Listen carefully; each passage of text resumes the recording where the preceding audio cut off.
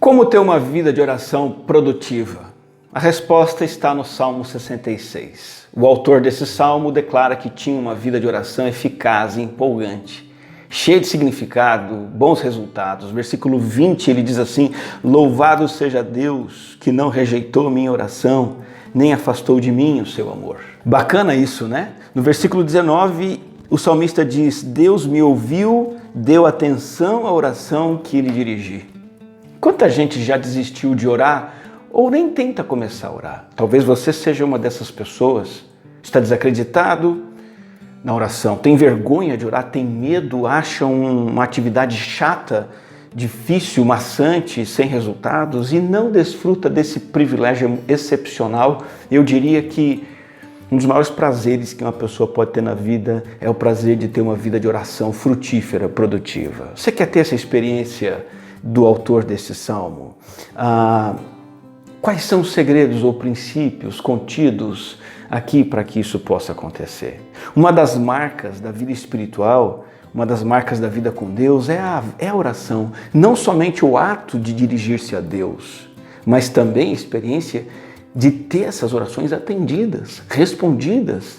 Tipo assim, você ora e vê que Deus faz o que você pede, que Deus te responde, que Deus te atende, que aquilo funciona e você vê e você sente e você quer compartilhar com outros isso que está acontecendo. No versículo 16, o salmista diz assim: venham e ouçam todos vocês que temem a Deus, vou contar-lhes o que Ele fez por mim.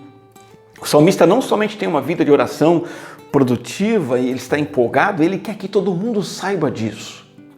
Quais são os princípios para uma vida de oração produtiva? Primeiro princípio, primeiro segredo, parece óbvio, mas pratique a oração. Se mexa, saia do lugar, comece a orar. No versículo 17, a Ele clamei com os lábios. Versículo 19, Deus me ouviu porque deu atenção à oração que lhe dirigi. E no versículo 20, Ele não rejeitou a minha oração. Sabe o que está acontecendo aqui? Parece óbvio, muita gente não experimenta isso, porque não faz isso que o salmista fez, não dá esse primeiro passo. Ele vai e clama com os lábios. Ele começa a praticar a vida de oração. O meu ponto é o seguinte: você já viu gente que fica só planejando entrar em forma? Fica só pensando em perder peso? Fica só vendo vídeo na internet sobre como ganhar massa muscular? Faz até compra de uma roupa esportiva, de um equipamento de exercício, compra um suplemento, até se matricula na academia, mas para entrar em forma, você precisa botar o tênis no pé e sair na rua para correr. Para entrar em forma, você precisa botar o tênis no pé, os shorts, a camiseta, ir para a academia e malhar. E com a oração é a mesma coisa. Se você quer ter uma vida de oração produtiva, comece a orar. Não fique aí parado esperando. Pratique. Sem isso, você nunca vai provar a eficácia da oração. Muita gente fica com medo, com receio. Mas será que vai funcionar?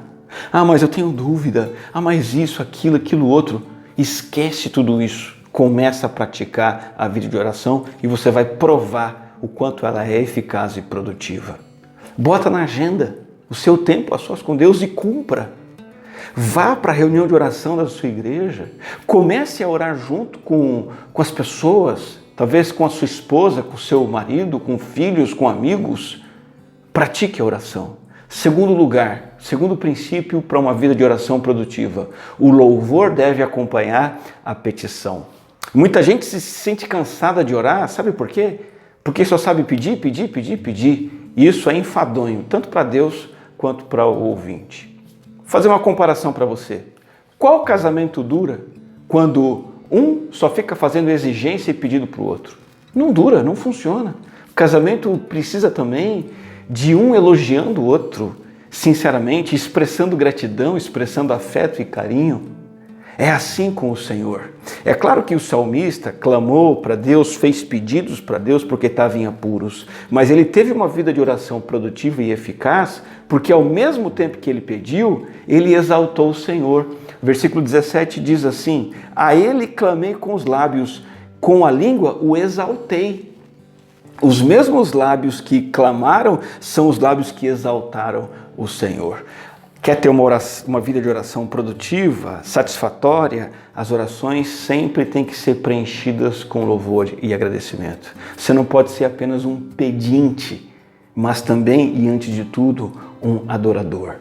As expressões de necessidade que nós temos devem ser acompanhadas de uma confissão da grandiosidade de Deus.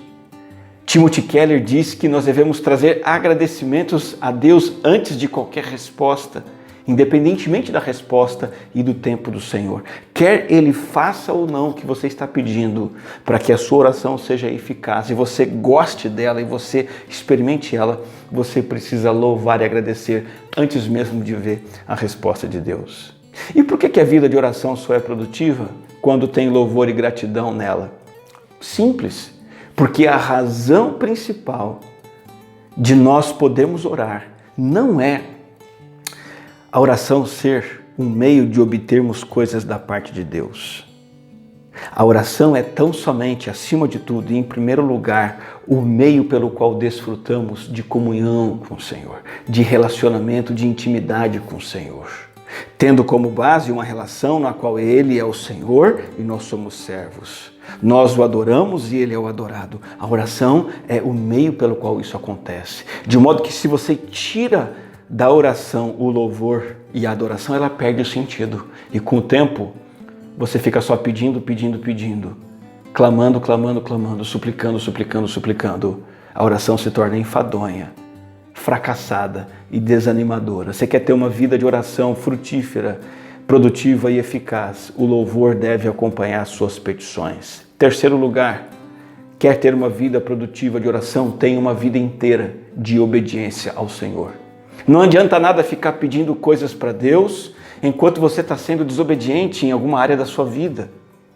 Você precisa ter uma disposição sincera de se afastar do seu pecado. Ainda que seja impossível ficar totalmente livre dele, é preciso que você esteja disposto a se afastar do seu pecado.